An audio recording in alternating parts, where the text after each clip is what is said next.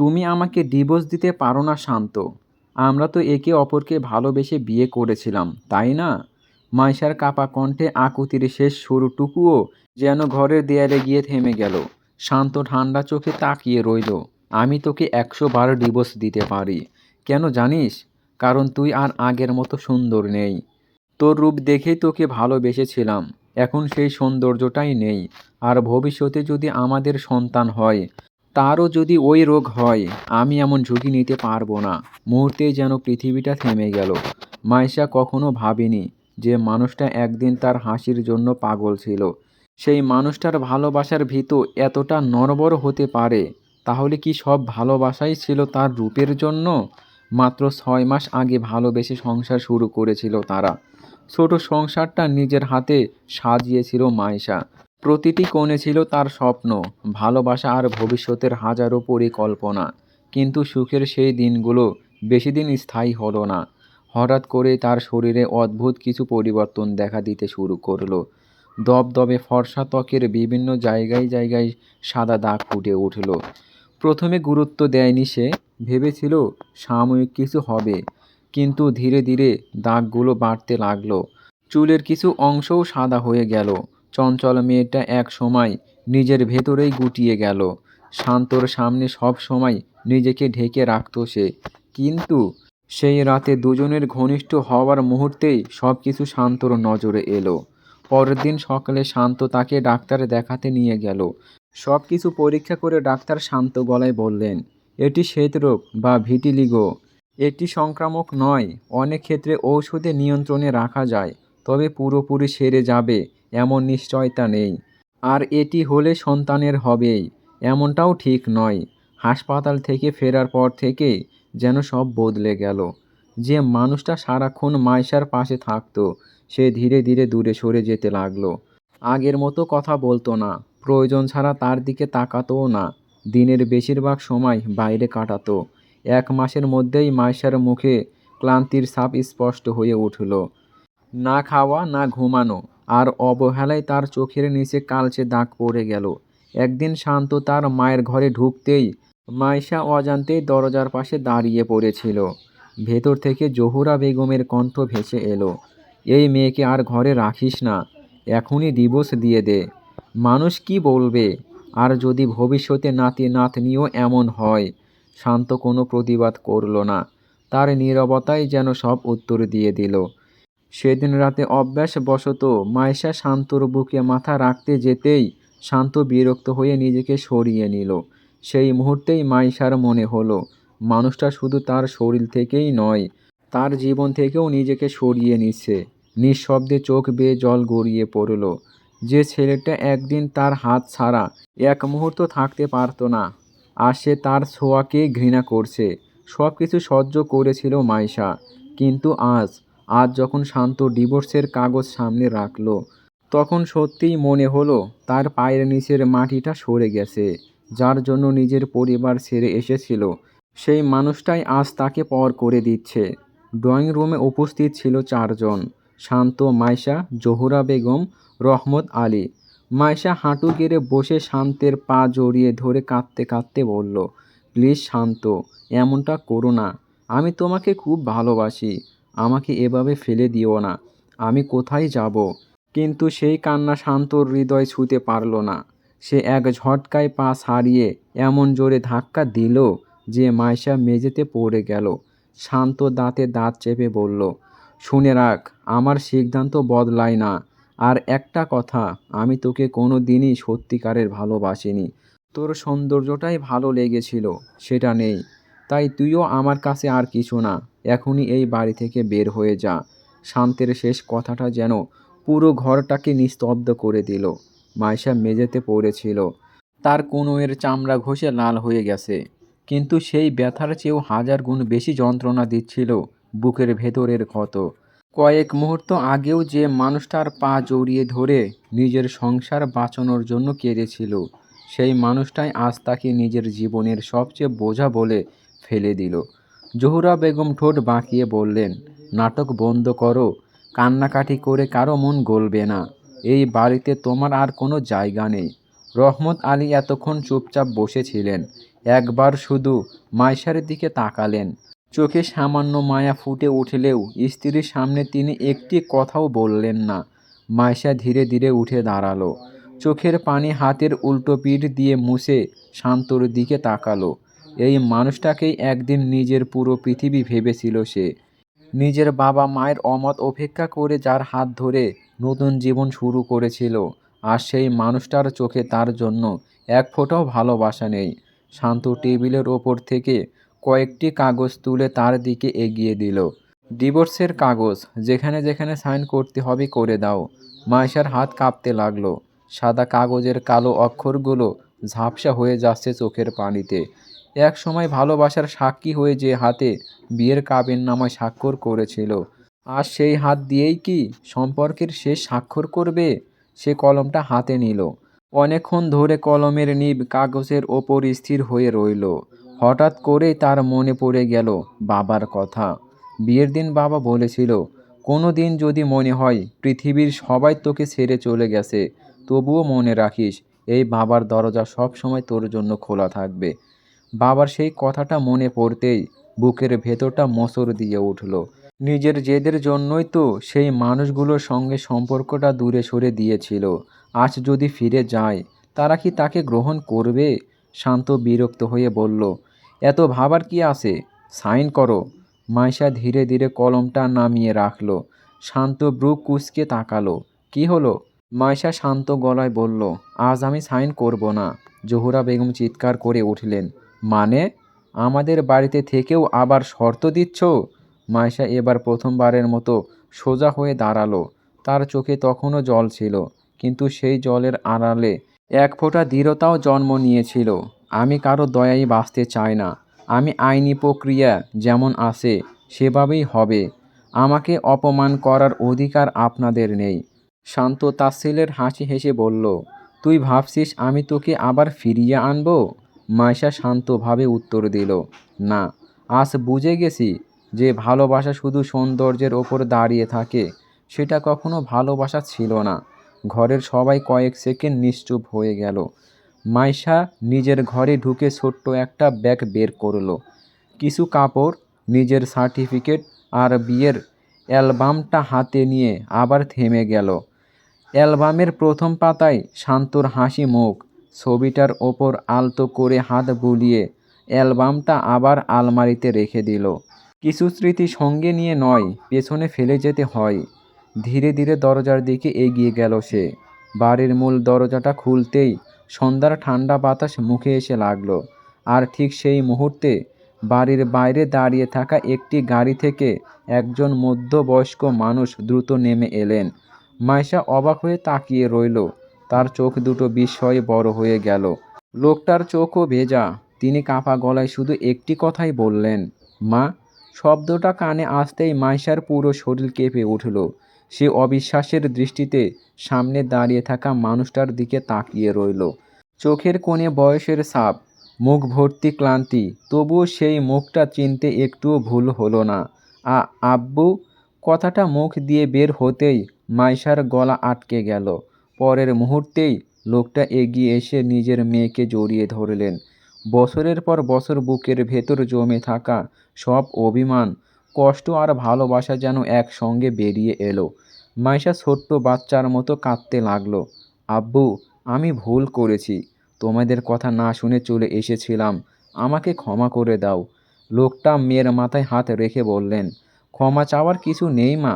বাবা মা সন্তানের ওপর বেশিক্ষণ রাগ করে থাকতে পারে না। মাইশা আরও জোরে বাবাকে জড়িয়ে ধরল। এদিকে দরজার সামনে দাঁড়িয়ে শান্ত সব কিছু দেখছিল। তার মুখে কোনো অনুতাপ নেই, বরং বিরক্তি। জোহরা বেগম ঠোঁট বাঁকিয়ে বললেন, আপনার মেয়েকে নিয়ে যান। আমরা এমন মেয়েকে আর এই বাড়িতে রাখতে চাই না। মাইশার বাবা শান্তভাবে তার দিকে তাকালেন। তার কণ্ঠে রাগ ছিল না, ছিল গভীর মর্যাদা। আজ আমি আমার মেয়েকে নিয়ে যাচ্ছি, কিন্তু একটা কথা মনে রাখবেন, মানুষের সৌন্দর্য শুধু চেহারাই নয়, তার চরিত্রেও থাকে। আমার মেয়ের গায়ে সাদা দাগ পড়েছে, কিন্তু আপনাদের মনটা অনেক আগেই কালো হয়ে গেছে। কথাগুলো শুনে ঘরের নীরবতা নেমে এলো। শান্ত বিরক্ত হয়ে বলল, যা খুশি বলেন, আমি সিদ্ধান্ত বদলাবো না। মাইশার বাবা মৃদু হেসে বললেন, সিদ্ধান্ত তোমার, কিন্তু সময়েরও একটা সিদ্ধান্ত থাকে। আজ যাকে অযোগ্য ভাবছো, একদিন হয়তো তাকিয়েই আফসোস করবে। তিনি মেয়ের হাত শক্ত করে ধরলেন। চল মা। মাইশা একবার শেষবারের মতো বাড়িটার দিকে তাকালো। এই বাড়ির প্রতিটি দেয়ালে তার স্বপ্ন ছিল। আজ সেই স্বপ্ন ভেঙে ধুলো হয়ে গেছে। সে আর এক মুহূর্তও দাঁড়ালো না। গাড়িতে উঠে বসতেই এতক্ষণ শক্ত হয়ে থাকা মেয়েটা আবার ভেঙে পড়ল।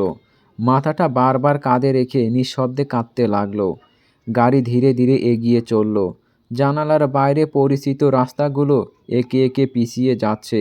বাবা মেয়ের মাথায় হাত বুলিয়ে বললেন, ডাক্তার দেখাবো, চিকিৎসা চলবে, কিন্তু তার চেয়েও বড় কথা, তুই আবার নিজের মতো করে বাঁচতে শিখবি। মাইশা ফিসফিস করে বলল, আমি কি কোনোদিন স্বাভাবিক জীবন ফিরে পাবো আব্বু? তিনি কিছুক্ষণ চুপ থেকে বললেন, মানুষের স্বাভাবিক জীবন চেহারা দিয়ে নয়, সাহস দিয়ে তৈরি হয়। তুই ভেঙে পড়িস না। মাইশা জানালার বাইরে তাকিয়ে রইল। রাতের আকাশে অসংখ্য তারা জ্বলছে। হয়তো অন্ধকার যত গভীরই হোক, কোথাও না কোথাও আলো অপেক্ষা করেই থাকে। কিন্তু সে জানতো না, তার জীবনের সবচেয়ে বড় পরিবর্তন এখনও বাকি। রাত তখন প্রায় 10টা। বাবার গাড়ি ধীরে ধীরে পুরনো বাড়ির সামনে এসে থামল। সারা রাস্তায় একটাও কথা বলেনি মাইশা। বাবার কাঁধে মাথা রেখে নিঃশব্দে বসেছিল। এতক্ষণ চোখের পানি শুকিয়ে গেছে, কিন্তু বুকের ভেতর কান্নাটা যেন আরও ভারী হয়ে উঠেছে। গাড়ির দরজা খুলতেই বারান্দার আলো জ্বলে উঠল। দরজার সামনে দাঁড়িয়েছিলেন রাশেদা বেগম। বিকেল থেকে তিনি অস্থির হয়ে অপেক্ষা করছিলেন। স্বামী ফোনে শুধু এতটুকুই বলেছিলেন, মাইশাকে নিয়ে বাড়ি ফিরছি। কিন্তু কেন ফিরছি, কি হয়েছে, সেটা আর বলেননি। মেয়েকে গাড়ি থেকে নামতে দেখেই তিনি ছুটে এলেন। মাইশার এলোমেলো চুল, ফ্যাকাশে মুখ আর নিথুর চোখ দেখে বুকটা মোচড় দিয়ে উঠল। মাইশা! ডাকটা শুনেই এতক্ষণ নিজেকে সামলে রাখা মাইশার বাঁধ ভেঙে গেল। সে দৌড়ে গিয়ে মায়ের বুকে মুখ লুকিয়ে ফুঁপিয়ে কেঁদে উঠল। আম্মু, আমি হেরে গেছি। রাশেদা বেগম কাপা হাতে মেয়ের মাথায় হাত বুলিয়ে দিলেন। চুপ কর মা, তুই কোথাও হারিসনি, বাড়ি ফিরেছিস, এটাই সবচেয়ে বড় কথা। রহমান সাহেব নিঃশব্দে সব দেখছিলেন। তার চোখও ভিজে উঠেছিল। যে মেয়েটা নিজের ভালোবাসার মানুষকে বিশ্বাস করে একদিন এই বাড়ি ছেড়ে চলে গিয়েছিল, আর সেই ভাঙা হৃদয় নিয়ে আবার ফিরে এসেছে। ঘরে ঢুকতেই মাইশার চোখ পড়ল পরিচিত দেয়ালগুলোর দিকে। সব কিছু আগের মতোই আছে। তার ছোটবেলার ছবি, বইয়ের আলমারি, জানালার পাশে রাখা মানি প্ল্যান্ট গাছটা। শুধু আগের সেই হাসি খুশি মাইশাটা আর নেই। রাশেদা বেগম বললেন, চল আগে হাত মুখ ধুয়ে নে। সারাদিন কিছু খেয়েছিস? মাইশা মাথা নাড়ল। খেতে ইচ্ছে করছে না আম্মু। না খেয়ে থাকা যাবে না, তুই অনেক দুর্বল হয়ে গেছিস। মা নিজের হাতে ভাত মেখে মেয়ের মুখে তুলে দিতে লাগলেন। প্রথম লোকমাটা মুখে দিতেই মাইশার চোখ আবার ভিজে উঠল। কতদিন পর কেউ এত যত্ন করে তাকে খাওয়াচ্ছে। শান্তর বাড়িতে গত 1 মাসে সে কতদিন না খেয়ে ঘুমিয়েছে, তার হিসাবও সে নিজেও জানে না। খাওয়া শেষ করে নিজের পুরনো ঘরে ঢুকলো মাইশা। বিছানার ওপর বসতেই চোখ পড়ল দেয়ালে ঝোলানো একটি ছবি।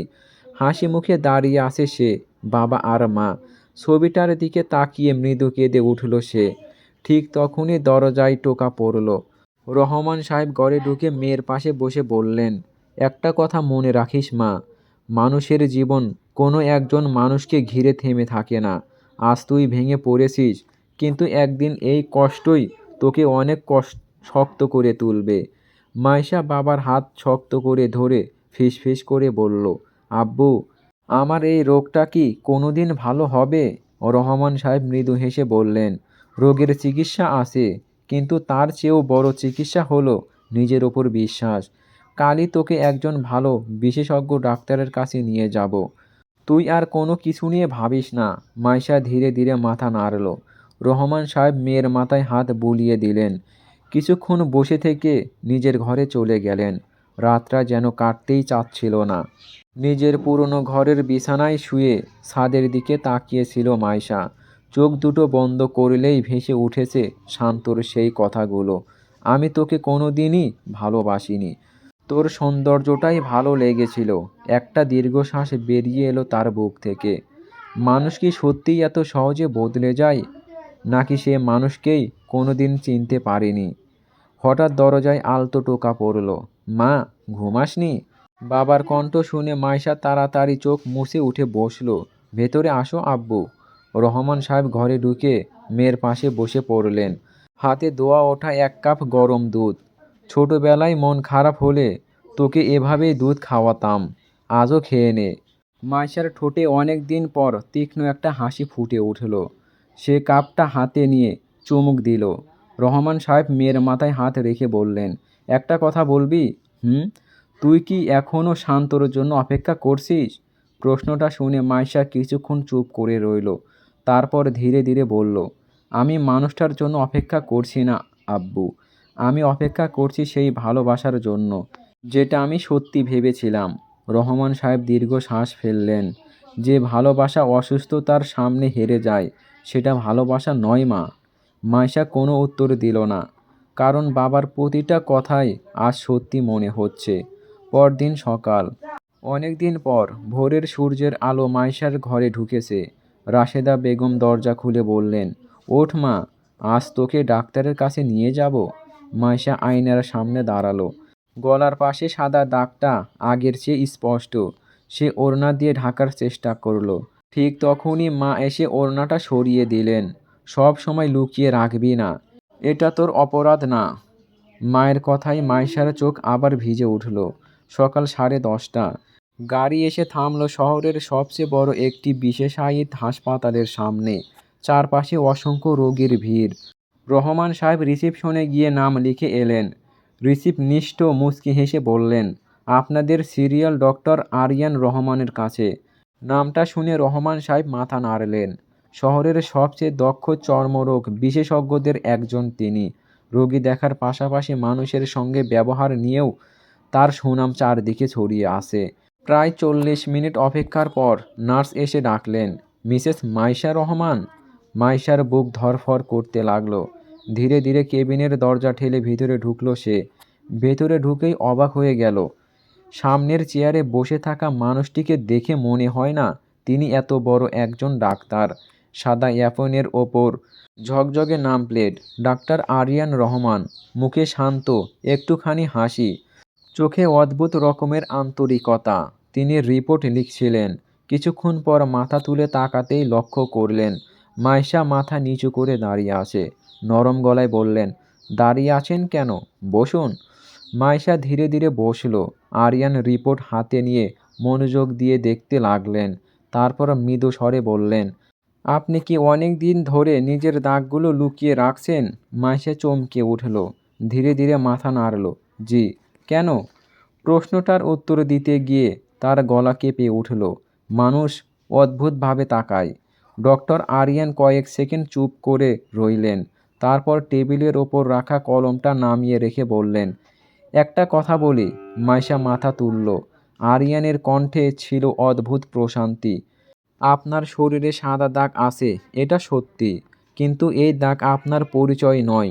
পরিচয় হলো আপনি কেমন মানুষ। মাইশার বুকটা হঠাৎ কেঁপে উঠল। এতদিন পর কেউ প্রথমবার তার রোগ নিয়ে করুণা দেখালো না, বরং তাকে একজন মানুষ হিসেবে সম্মান দিল। আরিয়ান আবার বললেন, ভিটিলিগো কোনো অভিশাপ নয়, এটা ছোঁয়াচেও নয়। চিকিৎসা আছে, নিয়ন্ত্রণের উপায় আছে। তবে সবচেয়ে বড় চিকিৎসা হলো নিজেকে ঘৃণা না করা। অজান্তেই মাইশার চোখ ভিজে উঠল। সে চোখ নামিয়ে ফেলল। ডক্টর আরিয়ান টিস্যুর বক্সটা তার দিকে এগিয়ে দিয়ে শান্ত গলায় বললেন, কাঁদতে চাইলে কাঁদুন, কিন্তু একটা কথা মনে রাখবেন, আপনার চোখের জল এই রোগকে সারাবে না, বরং আপনার সাহসই আপনাকে সুস্থ জীবনের দিকে নিয়ে যাবে। মাইশা কোনো কথা বলতে পারল না। শুধু মনে হলো অনেক দিন পর কেউ তার ক্ষতকে নয়, তার মনটাকে দেখল। হাসপাতাল থেকে ফেরার পুরোটা পথ কেউ কোনো কথা বলল না। গাড়ির জানালার বাইরে তাকিয়েছিল মাইশা। শহরের ব্যস্ত রাস্তাগুলো আগের মতোই ছুটে চলছে, অথচ তার জীবনটা যেন কোথাও থেমে গেছে। কিন্তু আজ একটা জিনিস আলাদা ছিল। ডক্টর আরিয়ানের বলা কথাগুলো বারবার কানে ভেসে আসছিল। আপনার পরিচয় আপনার শরীরের সাদা দাগ নয়, আপনার পরিচয় আপনি নিজে। কথাগুলো খুব সাধারণ, অথচ কেন যেন বুকের ভেতর জমে থাকা অন্ধকারে ছোট্ট একটা আলো জ্বলে দিয়েছে। বাড়ি ফিরে রাশেদা বেগম নিজের হাতে দুপুরের খাবার সাজিয়ে দিলেন। আজ একটু বেশি করে খা মা, ওষুধ খেতে হবে। মাইশা আপত্তি করল না। অনেক দিন পর সে বুঝতে পারছে নিজেকে বাঁচিয়ে রাখারও একটা দায়িত্ব আছে। খাওয়া শেষে নিজের ঘরে এসে জানালার পাশে দাঁড়ালো। আকাশটা মেঘলা। হঠাৎ নিচে গাড়ির হর্ন শোনা গেল। কিছুক্ষণ পর কাজের মানুষ রহিমা খালা দরজায় নক করলেন। আপা, আপনার নামে কুরিয়ার আসছে। মাইশা অবাক হয়ে নিচে নেমে এলো। রহমান সাহেব ইতিমধ্যে খামটা হাতে নিয়ে দাঁড়িয়ে আছেন। খামের ওপরে প্রেস্কের নাম দেখে তার কপাল কুঁচকে গেল। শান্ত আহমেদ। মুহূর্তেই ঘরের পরিবেশ বদলে গেল। মাইশার বুক ধপ করে উঠল। হাত কাঁপতে কাঁপতে সে খামটা খুলল। ভেতর থেকে বেরিয়ে এলো কয়েকটি সাদা কাগজ। প্রথম পাতার ওপর বড় অক্ষরে লেখা ডিভোর্স নোটিশ। শব্দ দুটো পড়তেই তার চারপাশ যেন নিস্তব্ধ হয়ে গেল। কাগজের সঙ্গে ছোট্ট একটি চিঠিও ছিল। মাইশা কাঁপা হাতে পড়তে শুরু করলো। মাইশা, আমাদের সম্পর্কটা অনেক আগেই শেষ হয়ে গেছে, তাই আইনি প্রতিক্রিয়া অনুযায়ী ডিভোর্সের নোটিশ পাঠালাম। আমি আমার সিদ্ধান্ত বদলাবো না। আশা করি তুমিও বিষয়টা অযথা জটিল করবে না। তোমার ভবিষ্যৎ জীবনের জন্য শুভকামনা রইল। শান্ত আহমেদ। এক ফোঁটা জল টুপ করে চিঠির ওপর পড়ল। মাইশা বুঝতে পারল না কষ্টটা ঠিক কোথায়, ডিভোর্সের জন্য, নাকি এই মানুষটার কাছে সে এতটাই অপ্রয়োজনীয় হয়ে গিয়েছিল যে কয়েক বছরের সম্পর্ক শেষ করতে মাত্র কয়েকটি লাইনই যথেষ্ট হলো। রাশেদা বেগম আর নিজেকে সামলাতে পারলেন না। ছেলেটা মানুষ না, এত সহজে একটা সংসার শেষ করে দিল। রহমান সাহেব চুপচাপ দাঁড়িয়েছিলেন। তার মুঠো শক্ত হয়ে উঠেছে। তিনি শুধু মেয়ের দিকে তাকিয়ে বললেন, মা, সিদ্ধান্ত তোর। তুই চাইলে আমরা আইনিভাবে উত্তর দেব, কিন্তু কোনো চাপ দেব না। মাইশা অনেকক্ষণ চুপ করে রইল। তার চোখের সামনে ভেসে উঠতে লাগলো একের পর এক স্মৃতি। প্রথম দেখা, প্রথম ভালোবাসা, বিয়ের দিন, তারপর সেই প্রথম সাদা দাগ, মানুষটার বদলে যাওয়া, অবহেলা, অপমান, আর শেষ পর্যন্ত বাবার বাড়ির দরজায় ফিরে আসা। সব কিছু যেন এক মুহূর্তে সিনেমার দৃশ্যের মতো চোখের সামনে ভেসে উঠল। সে ধীরে ধীরে চোখ মুছে দাঁড়িয়ে গেল। কণ্ঠে আর আগের মতো কান্না ছিল না, শুধু ছিল ক্লান্তি আর ধীরতা। আব্বু। হ্যাঁ মা। আমি আর কারো করুণা নিয়ে বাঁচতে চাই না। রহমান সাহেব নিঃশব্দে তাকিয়ে রইলেন। মাইশা আবার বলল, যে মানুষ আমার অসুস্থতার সময় পাশে দাঁড়াতে পারেনি, তার সঙ্গে সম্পর্ক ধরে রাখার কোনো মানে নেই। রাশেদা বেগম কাঁদতে কাঁদতে মেয়েকে জড়িয়ে ধরলেন। আল্লাহ তোকে অনেক সুখ দিক মা। সন্ধ্যার দিকে রহমান সাহেব তাদের পারিবারিক আইনজীবী অ্যাডভোকেট মাহবুব হাসানকে বাড়িতে ডাকলেন। তিনি সব কাগজপত্র দেখে শান্ত গলায় বললেন, মা, সিদ্ধান্তটা ভেবে চিন্তেই নিও। একবার সই হয়ে গেলে আর ফিরে যাওয়ার পথ থাকবে না। মাইশা কাগজগুলোর দিকে তাকিয়ে রইল। কয়েক মাস আগেও এই কাগজগুলো দেখলে হয়তো সে ভেঙে পড়তো।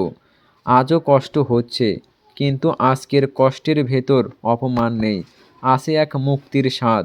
ধীরে ধীরে সে কলমটা হাতে তুলে নিল। কলমের নিব কাগজ ছুঁতেই হাতটা একবার কেঁপে উঠল। চোখ বেয়ে নেমে এলো দুফোঁটা অশ্রু।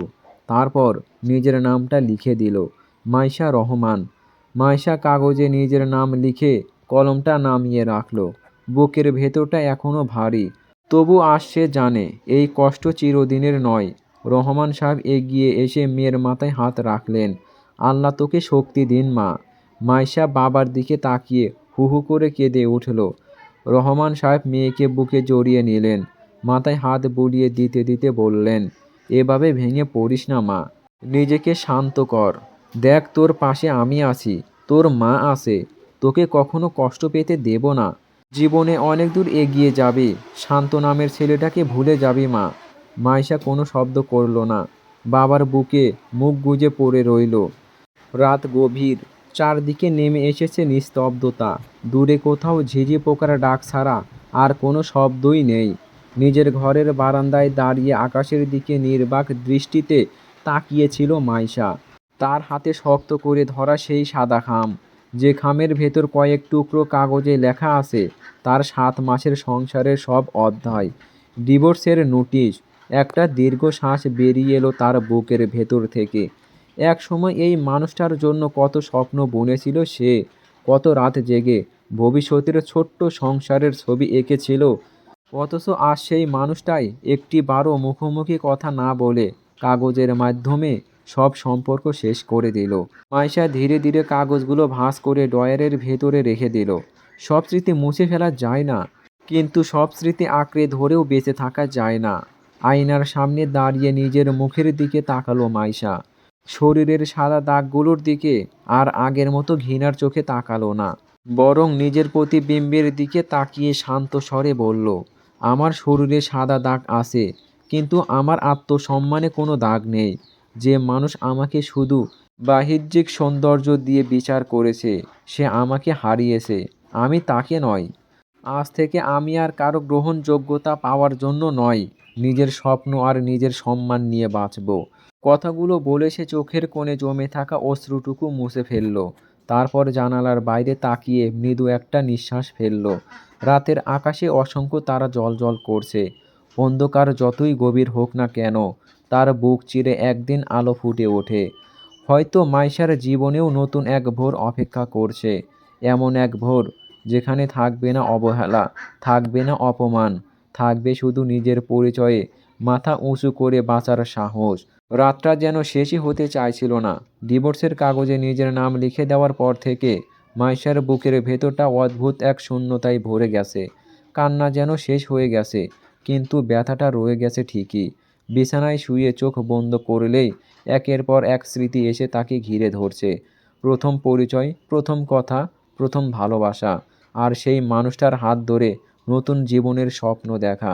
কত সহজেই না মানুষ স্বপ্ন দেখে, অথচ সেই স্বপ্ন ভাঙার শব্দ শুধু স্বপ্ন দেখার মানুষটিই শুনতে পায়। ফজরের আজানে ঘুম ভাঙল মাইশার। সারা রাত ঠিক মতো ঘুম হয়নি, দুটো চোখ ফুলে গেছে। সে ধীরে ধীরে উঠে অজু করে নামাজ পড়ল। দীর্ঘ সিজদায় মাথা রেখে শুধু একটাই দোয়া করল, হে আল্লাহ, আমার জীবনের এই পরীক্ষায় আমাকে ধৈর্য দিন। আমি যেন কাউকে ঘৃণা না করি, কিন্তু নিজের সম্মানটাও যেন কখনো হারিয়ে না ফেলি। নামাজ শেষে জানালার পাশে এসে দাঁড়ালো সে। ভোরের আলো ধীরে ধীরে চারদিকে ছড়িয়ে পড়ছে। মনে হলো প্রকৃতি যেন প্রতিদিন নতুন করে শুরু করতে জানে। তাহলে মানুষ কেন পারে না? ঠিক তখনই দরজায় টোকা পড়ল। মা, ভেতরে আসবো? রহমান সাহেবের কণ্ঠ। আসুন আব্বা। তিনি ঘরে ঢুকে মেয়ের পাশে এসে দাঁড়ালেন। কিছুক্ষণ চুপচাপ বাইরে তাকিয়ে থেকে বললেন, ছোটবেলায় তুই সাইকেল চালাতে শিখেছিলি, মনে আছে? মাইশা অবাক হয়ে বাবার দিকে তাকালো। প্রথম দিন পড়ে গিয়ে হাঁটু ছড়িয়ে ফেলেছিলি, তখন বলেছিলি আর কোনোদিন সাইকেল চালাবি না। মাইশার ঠোঁটে ম্লান হাসি ফুটল। রহমান সাহেবও হালকা হাসলেন। কিন্তু 2 দিন পর আবার উঠেছিলি।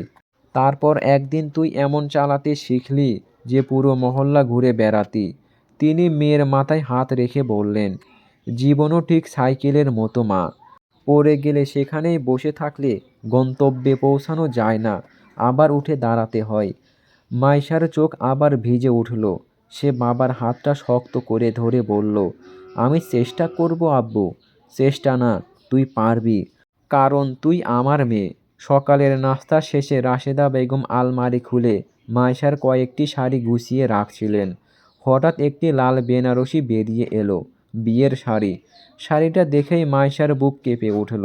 রাশেদা বেগম দ্রুত শাড়িটা ভাঁজ করতে গিয়ে থেমে গেলেন। এটা রেখে দেব? কিছুক্ষণ নীরব থেকে মাইশা শাড়িটার দিকে তাকিয়ে রইল। একদিন এই শাড়ি পরেই সে ভেবেছিল তার জীবনের সবচেয়ে সুন্দর অধ্যায় শুরু হচ্ছে। আজ বুঝতে পারছে, সুন্দর পোশাক সবসময় সুন্দর ভাগ্যের প্রতীক হয় না। সে ধীরে বলল, রেখে দাও মা, কষ্ট হবে না? মাইশা মৃদু হাসল। কষ্ট তো হবেই, কিন্তু স্মৃতি লুকিয়ে রাখলে কি সত্যি মুছে যায়?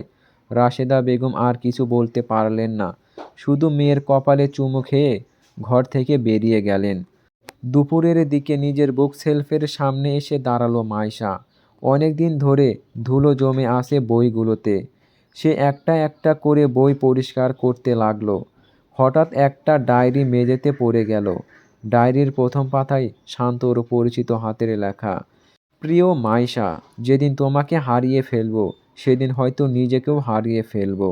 তাই প্রতিশ্রুতি রইল, জীবনে যত ঝড়ই আসুক না কেন তোমার হাতটা কখনো ছেড়ে দেব না।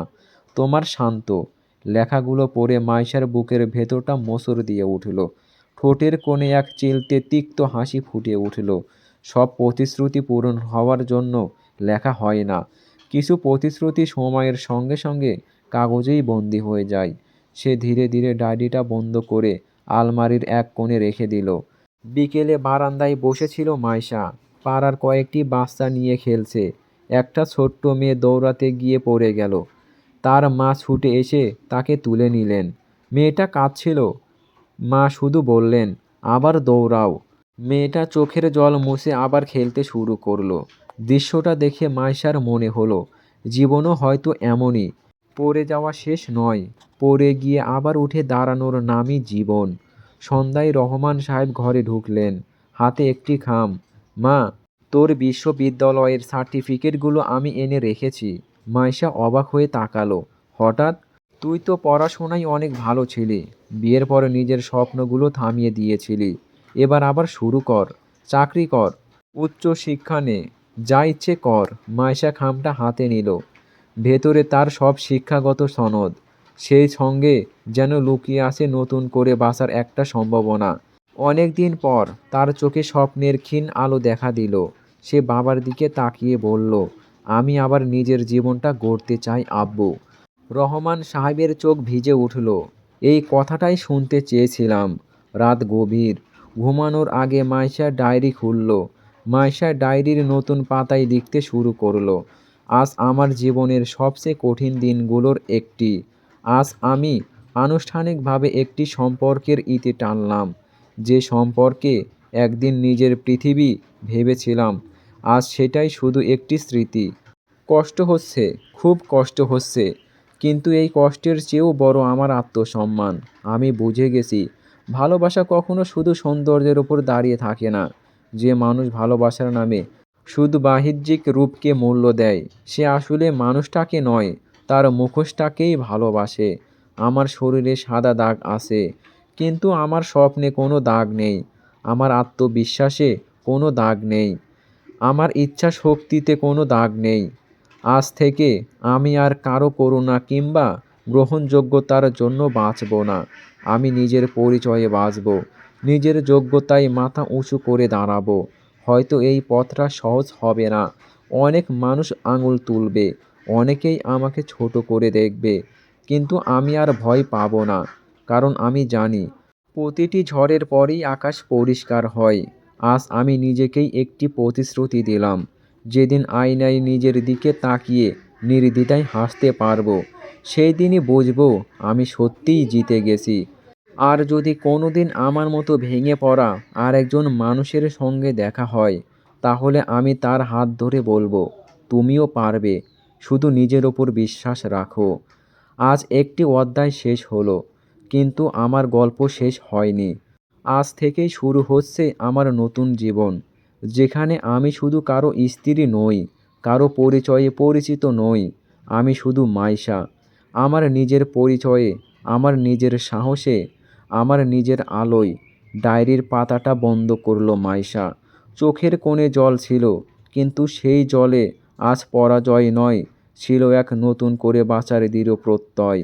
ডিভোর্সের কাগজে স্বাক্ষর করার পর কয়েকটা দিন কেটে গেছে, কিন্তু শান্তর জীবনে যেন তেমন কোনো পরিবর্তনই আসেনি। প্রতিদিনের মতোই সকালে ঘুম থেকে ওঠা, অফিসে যাওয়া, রাতে বাড়ি ফেরা, সব কিছুই আগের মতো চলছে। যেন কয়েক দিনের মধ্যেই সে অতীতের একটি অধ্যায়কে খুব সহজে মুছে ফেলেছে। সকালের নাস্তার টেবিলে বসেছিল শান্ত, হাতে খবরের কাগজ, মুখে কোনো ভাবান্তর নেই। সালেহা বেগম পরোটা প্লেটে তুলে দিয়ে তাচ্ছিল্যের সুরে বললেন, শেষ পর্যন্ত ঝামেলাটা বিদায় হয়েছে। এখন মনে হচ্ছে বুকের ওপর থেকে একটা পাথর নেমেছে। হাসান সাহেব মাথা নেড়ে বললেন, প্রথম দিন থেকেই বলেছিলাম, ওই মেয়েকে আমাদের বাড়ির বউ বানিয়ে ভুল করেছিস। তখন তো আমাদেরই শত্রু মনে হয়েছিল। শান্ত শান্ত গলায় বলল, ভুলটা আমারই ছিল। আবেগে সিদ্ধান্ত নিয়েছিলাম। সালেহা বেগম বিরক্ত গলায় বললেন, রূপ দেখে বিয়ে করেছিলি? আর পরে যখন শুনলাম ওর শরীরে সাদা দাগ দেখা দিয়েছে, তখনই বুঝেছিলাম এই সংসার টিকবে না। মানুষ কি বলতো ভেবেছিস? আত্মীয় স্বজনের কাছে কত লজ্জা পেতে হয়েছে। হাসান সাহেব ঠান্ডা গলায় বললেন, সংসার শুধু ভালোবাসায় চলে না, বংশ, মান, সম্মান, ভবিষ্যৎ সব কিছুর হিসাব করতে হয়। সময় থাকতে সম্পর্কটা শেষ করেছিস, এটাই বুদ্ধিমানের কাজ। সালেহা বেগম এবার দৃঢ় কণ্ঠে বললেন, এবার আর কোনো ভুল নয়। এমন মেয়ে আনবো যাকে দেখে সবাই বলবে, এই তো শান্তর যোগ্য স্ত্রী। রূপে গুণে পরিবারে সব দিক থেকেই নিখুঁত। শান্ত নীরবে মাথা নাড়ল। তার মুখে কোনো দ্বিধা নেই। মনে হচ্ছিল মাইশা নামের মানুষটা তার জীবনের একটা বন্ধ হয়ে যাওয়া অধ্যায় ছাড়া আর কিছুই নয়। যেন ডিভোর্সটা ছিল শুধু একটা আনুষ্ঠানিকতা। অফিসের কাজ শেষ করে নিজের কেবিন থেকে বের হচ্ছিল শান্ত। ঠিক তখনই তার কলেজ জীবনের বন্ধু রাকিব সামনে এসে দাঁড়ালো। কী রে, কেমন আছিস? ভালো। ডিভোর্সের কথা শুনলাম, সত্যি? শান্ত নির্বিকার মুখে বলল, হ্যাঁ, শেষ হয়ে গেছে। রাকিব কিছুক্ষণ চুপ থেকে বলল, তোরা তো একে অপরকে ভালোবেসেই বিয়ে করেছিলি, এত তাড়াতাড়ি সব শেষ হয়ে গেল? শান্ত ঠান্ডা গলায় হেসে বলল, ভালোবাসা দিয়ে সব হয় না রে। বাস্তবতা বলে একটা জিনিস আছে। বাস্তবতা? নাকি তুই বদলে গেছিস? শান্ত কাঁধ ঝাঁকালো। যেটাই বলিস, আমি এমন একটা মেয়েকে নিয়ে সারা জীবন কাটাতে পারতাম না। রাকিব ভ্রু কুঁচকে জিজ্ঞাসা করল, শুধু ওর শরীরে সাদা দাগ হয়েছে বলেই? শুধু দাগ না, আমি আমার ভবিষ্যৎ নিয়ে ঝুঁকি নিতে চাইনি। আমি চাই আমার স্ত্রীকে নিয়ে কোথাও গেলে সবাই তাকিয়ে থাকুক, প্রশংসা করুক, করুণা নয়। রাকিব বিস্ময়ে কিছুক্ষণ শান্তর দিকে তাকিয়ে রইল। তুই জানিস তুই কি বলছিস? একজন মানুষের চরিত্র, ভালোবাসা, ত্যাগ, এসবের চেয়ে তোর কাছে বাহ্যিক সৌন্দর্য বড়? শান্ত বিন্দু মাত্র দ্বিধা না করে উত্তর দিল, হ্যাঁ, আমার জীবন, আমার সিদ্ধান্ত। আমি কোনো ভুল করিনি। রাকিব দীর্ঘ শ্বাস ফেলল। আজ তুই নিজেকে ঠিক ভাবছিস, কিন্তু মনে রাখিস, মানুষ যখন রূপ দেখে মানুষকে বিচার করে, তখন একদিন আয়নাই তার সবচেয়ে বড় বিচারক হয়ে দাঁড়ায়। শান্ত তাচ্ছিল্যে হাসি হেসে বলল, সেই দিন এলে দেখা যাবে। আপাতত আমি আমার সিদ্ধান্ত নিয়ে একদম সন্তুষ্ট। কথা শেষ করে শান্ত সামনে এগিয়ে গেল। রাকিব স্থির হয়ে দাঁড়িয়ে রইল। তার মনে শুধু একটাই প্রশ্ন ঘুরপাক খাচ্ছিল, যে মানুষ ভালোবাসার চেয়ে সৌন্দর্যকে বড় মনে করে, সে কি কোনোদিন সত্যিকারের সুখী হতে পারবে? সন্ধ্যায় অফিস থেকে ফিরতেই সালেহা বেগমের মুখে আজ অন্যরকম উচ্ছ্বাস। শান্ত, আজ একজন ঘটক এসেছিল, খুব ভালো একটা সম্বন্ধ এনেছে। মেয়েটা শিক্ষিত, ভদ্র পরিবারের, আর দেখতে একেবারে লক্ষ্মী প্রতিমা। জুতো খুলতে খুলতেই শান্ত মায়ের দিকে তাকালো। তাই নাকি? হ্যাঁ, ছবিও দিয়ে গেছে। সালেহা বেগম মোবাইলটা ছেলের হাতে তুলে দিলেন। শান্ত কয়েক মুহূর্ত ছবিটার দিকে তাকিয়ে রইল। সুন্দর, পরিপাটি, আত্মবিশ্বাসী এক তরুণী। ছবিটা দেখে তার মুখে মৃদু একটা হাসি ফুটে উঠল। হাসান সাহেব ছেলের মুখের পরিবর্তনটা লক্ষ্য করে বললেন, কি মনে হলো? শান্ত মোবাইলটা টেবিলে রেখে শান্ত স্বরে বলল, মন্দ না। সালেহা বেগম আগ্রহ নিয়ে বললেন, তাহলে একদিন গিয়ে দেখে আসবো? কিছুক্ষণ নীরব রইল শান্ত। তারপর খুব ধীর কণ্ঠে বলল, হ্যাঁ, দেখে আসতে পারো। মা বাবা দুজনই একে অপরের দিকে তাকিয়ে হাসল। শান্ত আবার বলল, জীবন তো থেমে থাকে না। একটা ভুল সিদ্ধান্তের জন্য সারা জীবন বসে থাকারও কোনো মানে হয় না।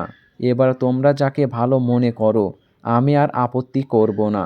সালেহা বেগম স্বস্তির নিঃশ্বাস ফেললেন। এই কথাটাই তো শুনতে চেয়েছিলাম। ইনশাআল্লাহ এবার এমন মেয়ে আনবো যাকে নিয়ে তুই গর্ব করতে পারবি।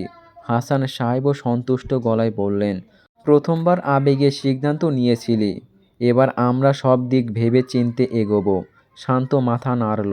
তার চোখে কোনো অনুশোচনা ছিল না, বরং মনে হচ্ছিল সে নিজের অতীতকে একেবারে মুছে ফেলতে চাইছে। মাইশা যেন তার জীবনের একটি শেষ হয়ে যাওয়া অধ্যায়, যার কাছে আর কখনো ফিরে তাকানোর প্রয়োজন নেই। সেই রাতেই ঘটককে ফোন করে মেয়ের পরিবারের সঙ্গে দেখা করার দিন তারিখ ঠিক করে ফেললেন সালেহা বেগম। আর শান্ত, সে নিজের ঘরে গিয়ে আয়নার সামনে দাঁড়ালো। টাই খুলতে খুলতে নিজের প্রতিচ্ছবির দিকে তাকিয়ে মৃদু হেসে বলল, এবার আর কোনো ভুল নয়। এবার আমার জীবন হবে ঠিক আমার পছন্দ মতো। অন্যদিকে রাত অনেক গভীর, পুরো বাড়িটা ঘুমিয়ে পড়েছে, শুধু মাইশার ঘরের বাতিটা এখনো জ্বলছে। বিছানার এক কোণে হাঁটু জড়িয়ে বসে আছে সে, সামনে খোলা ডায়েরি, কিন্তু আজও একটি শব্দ লিখতে পারেনি। কিছু কিছু কষ্ট ভাষায় প্রকাশ করা যায় না, সেগুলো শুধু নীরবে বয়ে বেড়াতে হয়। ড্রয়ারের ভেতরে রাখা ডিভোর্সের কাগজটার দিকে একবার তাকিয়ে আবার চোখ ফিরিয়ে নিল মাইশা। অদ্ভুত, যে মানুষটা একদিন বলেছিল তুমি ছাড়া আমার পৃথিবী অসম্পূর্ণ, সেই মানুষটাই আজ তাকে নিজের জীবন থেকে সবচেয়ে সহজে মুছে ফেলেছে। মাত্র 7 মাসের সংসার, সময়টা খুব বেশি ছিল না, কিন্তু ভালোবাসাটা তো ছিল নিঃস্বার্থ। তবুও শেষ পর্যন্ত হেরে গেল তার ভালোবাসা, হেরে গেল একটা সাদা দাগের কাছে। মাইশা ধীরে ধীরে আয়নার সামনে গিয়ে দাঁড়ালো, গলার পাশে ফুটে ওঠা সাদা দাগটার দিকে কিছুক্ষণ তাকিয়ে রইল। তারপর খুব শান্ত গলায় নিজেকেই বলল, আমার দোষটা কোথায় ছিল শান্ত? আমি তো শুধু তোমাকেই ভালোবেসেছিলাম। চোখ বেয়ে নেমে এলো এক ফোঁটা জল। সে তড়িঘড়ি করে জলটা মুছে ফেলল। না, এই কান্না আর কাউকে দেখাবো না। ঠিক তখনই দরজায় মৃদু শব্দ হলো। রাশেদা বেগম ভেতরে এসে মেয়ের পাশে দাঁড়ালেন। কিছুক্ষণ চুপচাপ থেকে শুধু বললেন, আবার কাঁদছিস? মাইশা মায়ের দিকে তাকিয়ে জোর করে একটা হাসি ফুটিয়ে বলল, না আম্মু, শুধু ভাবছিলাম মানুষ এত সহজে কিভাবে বদলে যায়। রাশেদা বেগম উত্তর দিলেন না, শুধু মেয়েকে বুকে জড়িয়ে ধরলেন।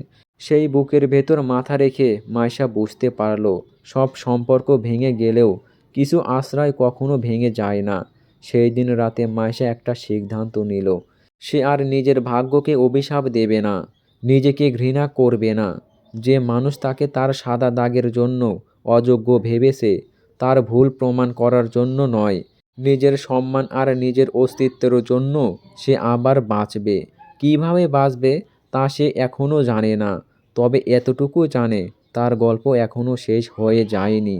চলবে, কেমন লাগলো গল্পটা অবশ্যই কমেন্ট বক্সে কমেন্ট করে জানাতে ভুলবেন না। ধন্যবাদ।